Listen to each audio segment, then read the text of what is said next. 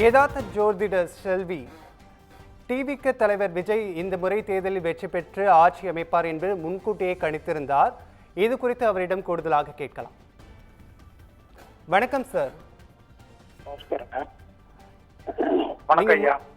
வணக்கம் சார். நீங்க முன்கூட்டியே கணித்திருந்தீங்க தமிழக வெற்றி கழக தலைவர் விஜய் தான் இந்த முறை ஆட்சி அமைப்பதற்கான வாய்ப்பு இருக்குன்ட்டு. தற்போது முன்னணி நிலவரங்கள் பார்த்து வருகிறோம், வெற்றி வாய்ப்பு பார்த்து வருகிறோம். அவர் வெற்றி பெற்றிருக்கிறார்.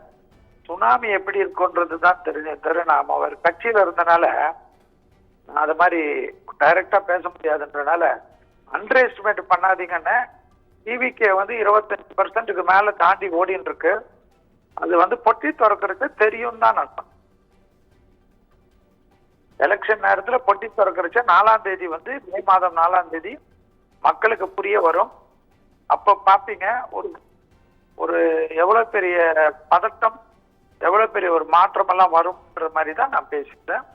அது அவருடைய ஜாதகத்துக்கு கடவுள் கொடுத்த ஆசீர்வாதம். அவர் தாயார் அவரை சுமக்கக்கூடிய சமயத்தில் அவருக்கு கிடைத்த ஆசீர்வாதமா தான் நான் பார்க்கிறேன். உங்கள் கணிப்பு தற்போது உண்மையாகி இருக்கு இல்லையா?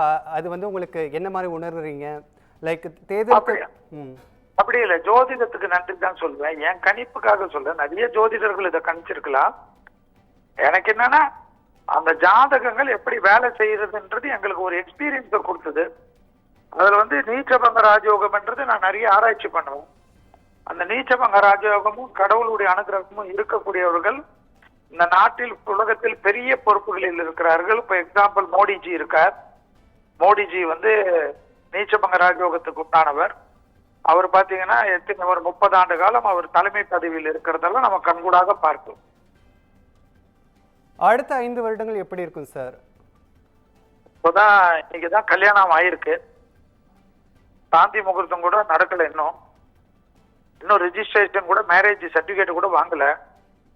அடுத்து ஒரு 100 நாட்களுக்கு பிறகு மற்றதெல்லாம் பேசலாம். எல்லாரும் தாவேக்காவுடைய சார்ந்தவர்கள் இந்த வெற்றியை யங்ஸ்டர்ஸுங்க மூலியமா பெற்றிருக்கிறார், பெண்கள் மூலியமா பெற்றிருக்கிறார். ஸோ எல்லாருக்கும் என்னுடைய நல்வாழ்த்துக்களை தெரிவித்துக் கொள்றதுதான் இந்த நேரத்துல நல்லது. நீ இவ்வளவு பெரிய அதிர்ஷ்டத்தை கடவுள் கொடுக்கக்கூடியவர்கள் அதை சரியாக முறையாக பயன்படுத்துவார்கள் என்று நான் தினமாக நம்புகிறேன். எனக்கு ரொம்ப சந்தோஷம். தெய்வ நம்பிக்கையோட இருக்கக்கூடியவர் அவர். அவரால் நான் ஆன்மீகத்தை சேர்ந்தவன் என்பதனால் நம்ம தமிழ்நாட்டில் ஆன்மீகங்கள் சிறந்து விளங்கிய ஆன்மீக பூமியாக மாற வேண்டும் என்று என்னுடைய பிரார்த்தனைகள். இணைப்பில் கருத்துக்களை பதிவு செய்தமைக்கு நன்றி சார்.